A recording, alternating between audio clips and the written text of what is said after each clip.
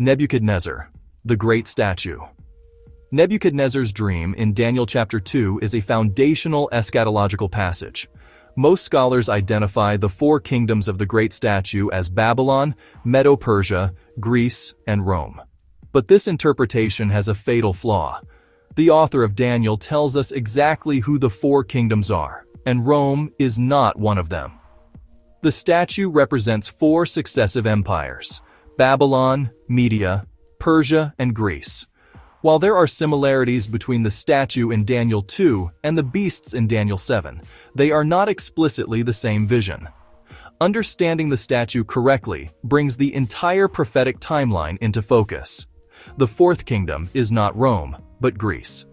Let's examine the kingdoms as Daniel presents them. The first kingdom is straightforward. Daniel tells King Nebuchadnezzar, Daniel 2:38, "He has made you rule with power over them all. You are the head of gold." Babylon, under Nebuchadnezzar, is the head of gold. The second kingdom, the chest and arms of silver, is described as another kingdom that will arise, inferior to you. On the night Babylon fell, the book of Daniel tells us who took power. Daniel 5:30-31. That same night Belshazzar the Chaldean king was killed, so Darius the Mede received the kingdom. Daniel 9:1 confirms this, stating Darius was made king over the kingdom of the Chaldeans. This Median kingdom was successive, but historically brief and less dominant than Babylon, fitting the description of inferior. The prophets Isaiah and Jeremiah also foretold that the Medes would be the instrument of judgment against Babylon. The second kingdom is Media. The third kingdom is described as one of bronze, which will rule with power over all the earth. This is the Persian Empire under Cyrus the Great.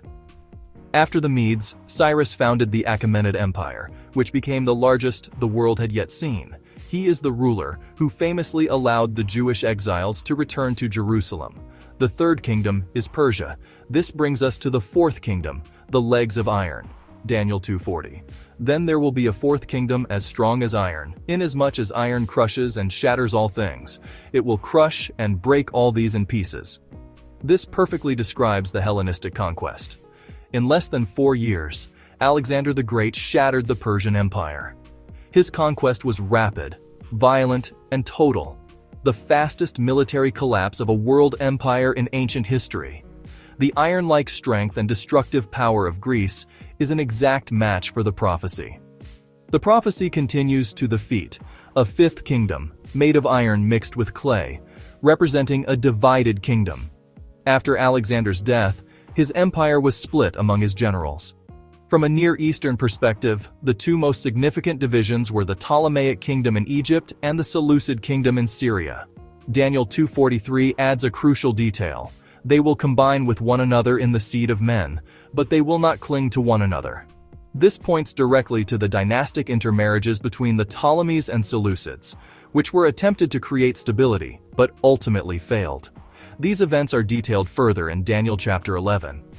I believe the feet represent the final coming kingdom, and stem from Greece in the form of Yavan, modern-day Turkey.